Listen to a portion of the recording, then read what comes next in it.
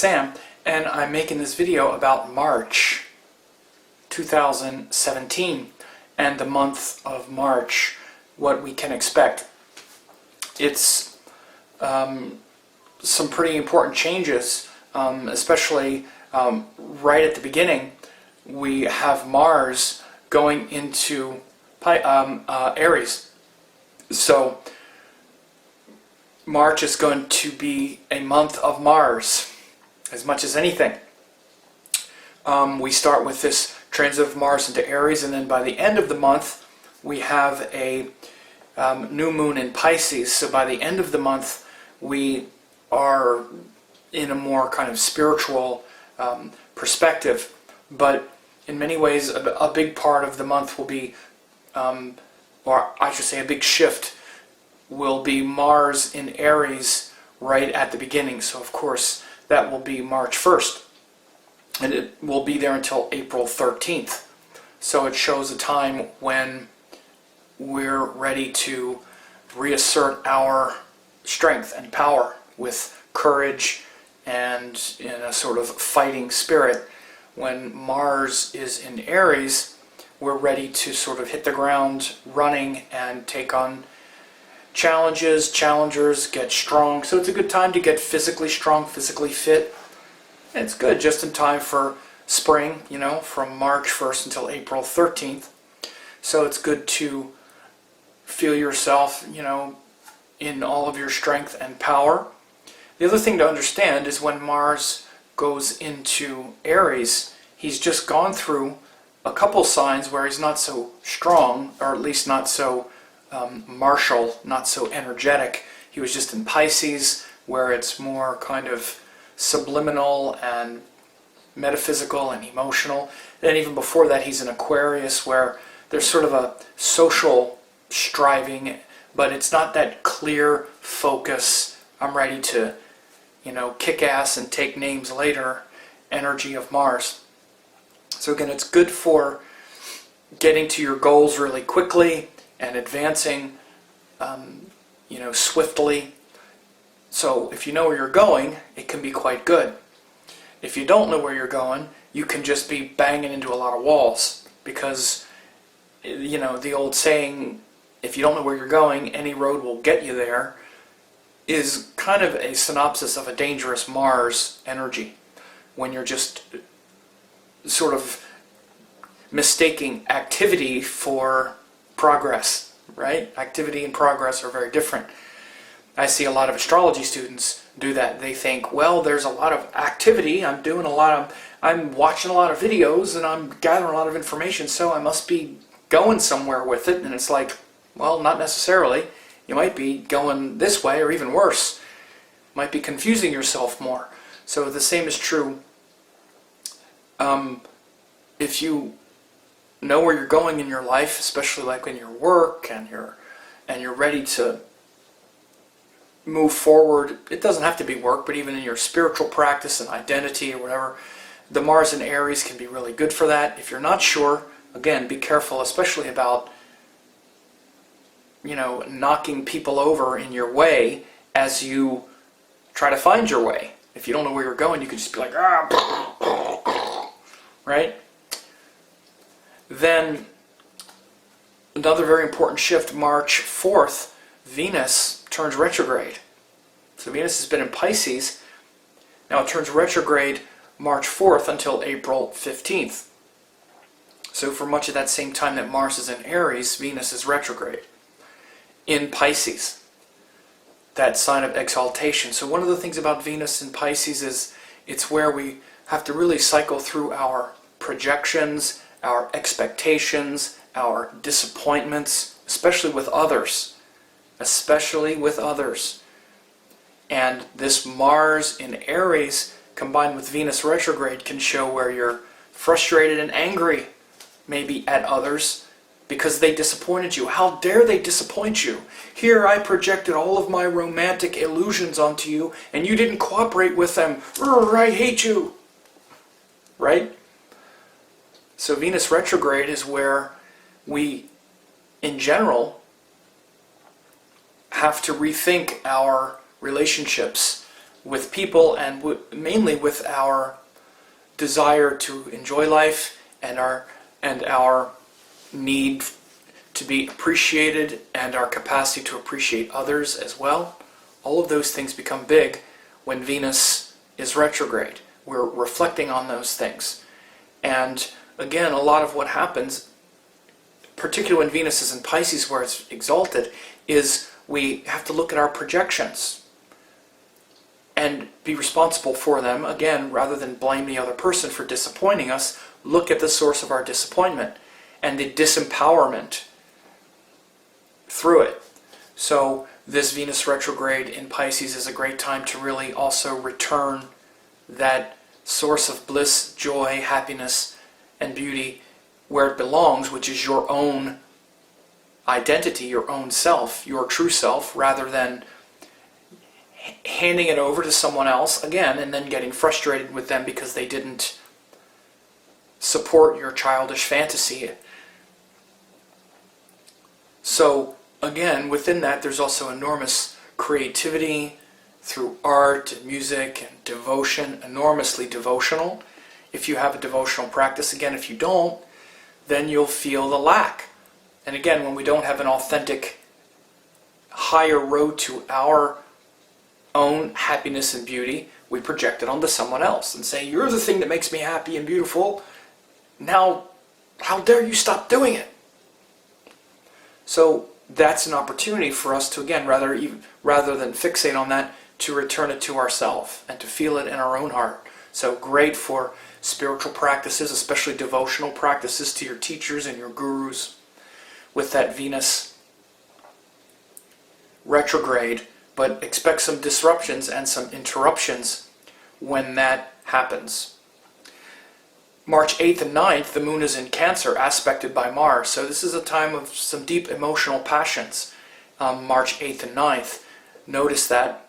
Notice how, the moon in Cancer makes us quite emotional. And again, there's also a lot of devotional promise there because the moon is also the main planet of devotion. And this powerful Mars in Aries will then be aspecting the moon as it's in Cancer, March 8th and 9th. So be careful about, again, crazy emotions and emotional exhaustion. These are good days for that kind of physical practice to kind of purge your emotional state of the toxic frustrations.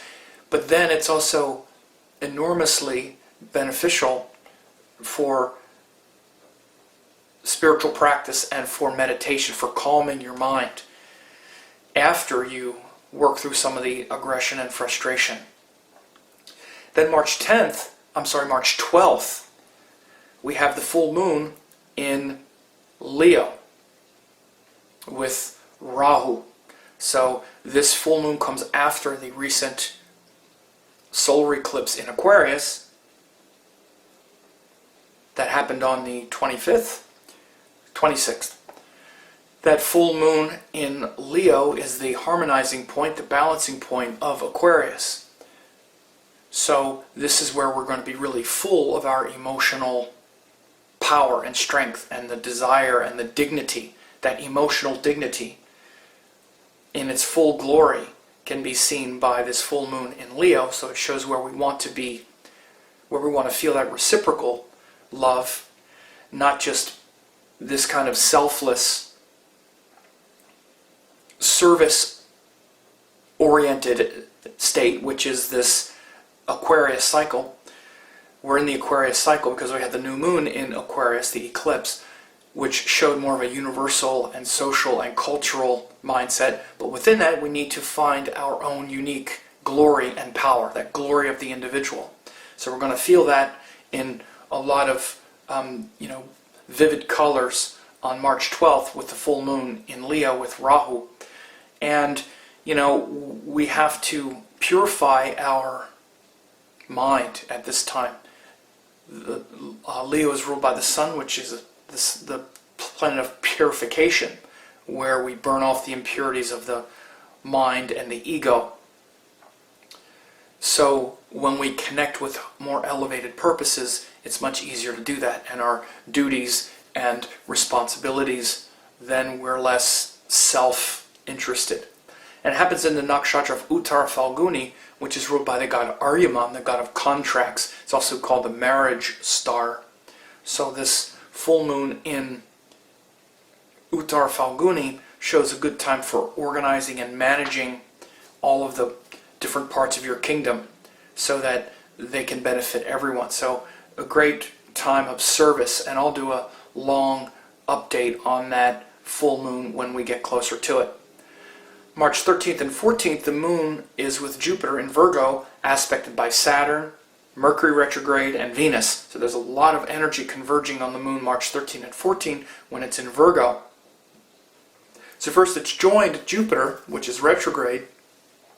So there's a feeling of hope and expansion and a organizing, purifying, and kind of practical quality. And a kind of worried quality. So you might be kind of, nitpicky and fussy on these days, but at the same time, expansive if you can connect with something higher, especially like your teachings. It can be very good for that. It's aspected by this retrograde Venus and Mercury from Pisces. So there's a lot of planets in this Pisces-Virgo axis, which again is also about the literal details of the earth in harmonizing with the creative qualities of Pisces and Venus. It's also good for, being thorough in your work, which has to do with the Saturn aspect. So the power of the goddess Saraswati is prominent now, with Mercury, Venus, and Jupiter all influencing the moon in Virgo, a very tangible form. So create something beautiful March 13 and 14. Then March 15th through 19th, the moon is going to be heavily influenced by Mars as it first goes through Libra, where it's aspected by that Mars in Aries. Then it goes through Scorpio, where it's still aspected by Mars through the 8th house aspect, and it's debilitated. So March 15th through 19th, a lot of intense emotions you want to watch for, particularly as they relate to relationships. For the first few days, 15th and 16th mainly, could be some battles in your relationships with the moon in Libra, which is related to our partnerships, and it's aspected by that really strong Mars in Aries. Be careful of fighting. As you reclaim your boundaries and your territory, try to be calm and peaceful, right? And remember, while this is happening, Venus is retrograde, so you might be reflecting on how you're not being appreciated. Now, on March 15 and 16, there could be a real trigger point for you where you kind of lash out. Then 17, 18, 19, the moon is debilitated in Scorpio, and it's also aspected by Mars in Aries, because Mars aspects that 8th house from it. So again, March 17, 18, and 19 can be kind of from the frying pan into the fire. Now you might be kind of stressed out and sort of paranoid about it and kind of lashing out. Be careful. But the other thing to understand is when Mars influences the moon, it creates what's called a Chandra Mangala Yoga as well, which can be good for wealth and accomplishment and achievement.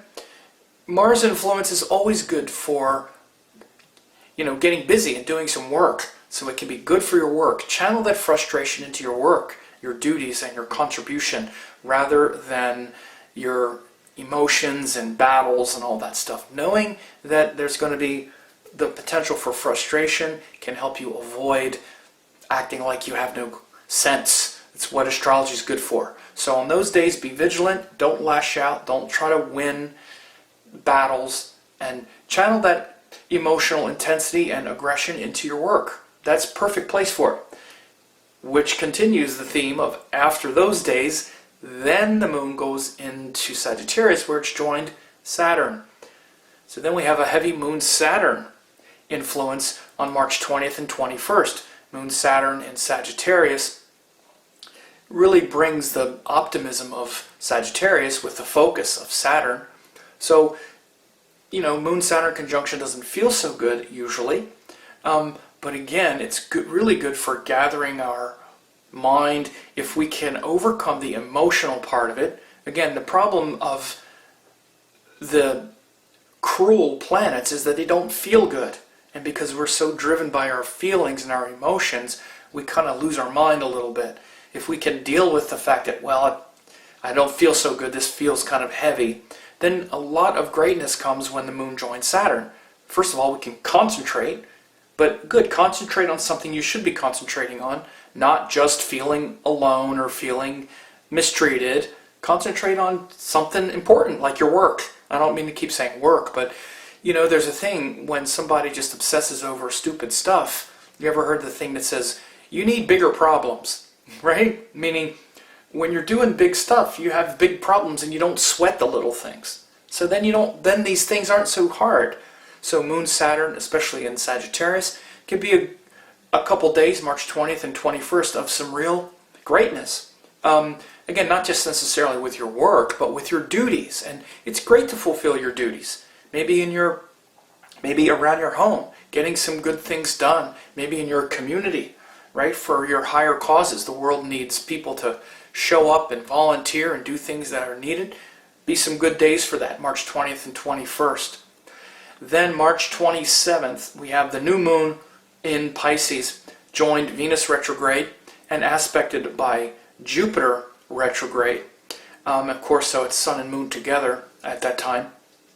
So, you know, this is really the place where our worldly identity kind of merges with our metaphysical, otherworldly identity in Pisces. So it's the new moon cycle where we're starting that 30-day cycle of Pisces. So again, I'll do an update, and in my member site, I'll talk about this for all 12 signs as well. But Pisces is a sign where we all want to merge into that cosmic metaphysical reality that's beyond just this earth. That part of us that is a universal being, that doesn't even have a sort of collective consciousness with society and other people, but where we're not even of this earth at all, right?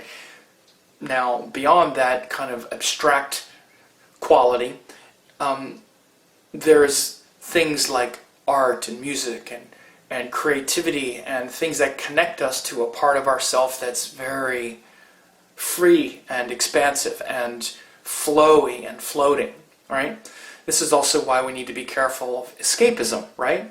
Easiest way to feel that is with a pill or a drug or alcohol, or sometimes even things like television or media or entertainment, where we just kind of tune out and become unconscious.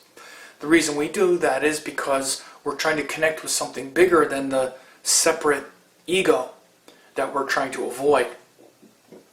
So this new moon in Pisces for the next 30 days will be quite important. The fact that it's joined exalted Venus, again, brings a lot of romance, desire, beauty into the mix. If you're with a partner, you know, it can feel really beautiful now.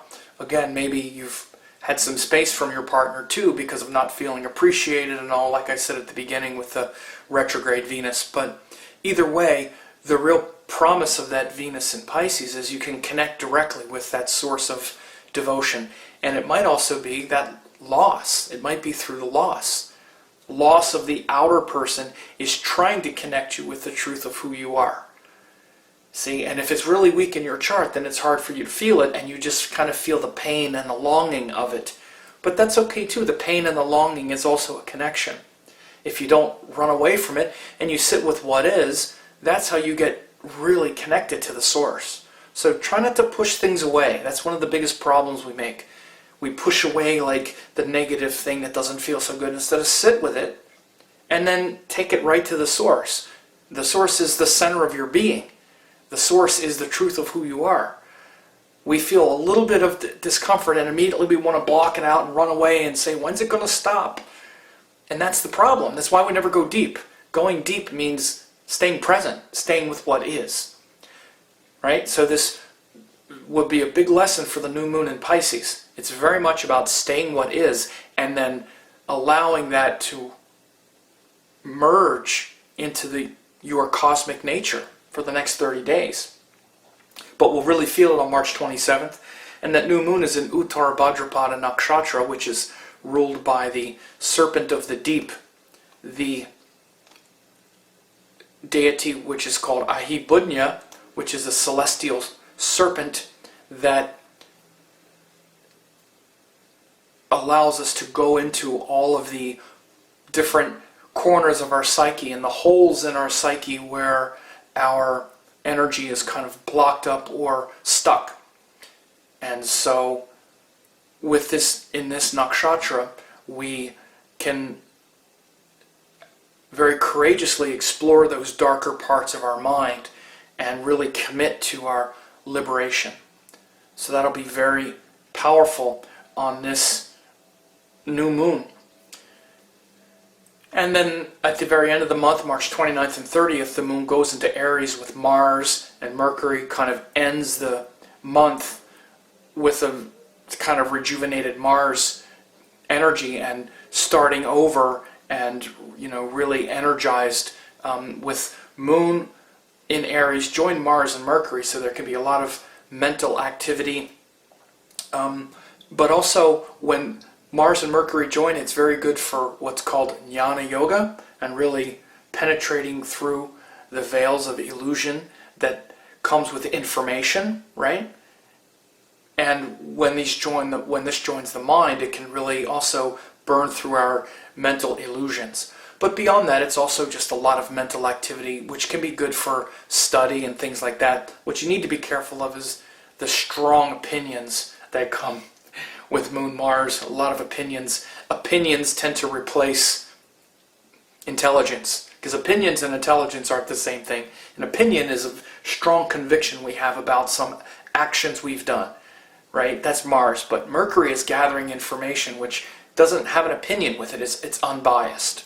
So you need to be careful of that and having that kind of, you know, kind of damage your mental equipoise on March 29th and 30th. So I hope this was an interesting and helpful overview for March 2017. Leave me some comments and share it with people.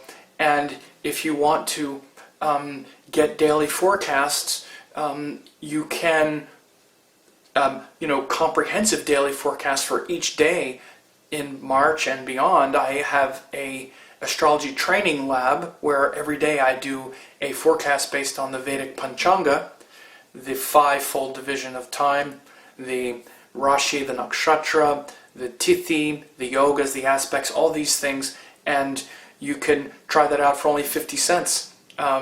And for 2 weeks, and you also get a bunch of classes and stuff. There's a link here that you could click to check that out. So have a great March.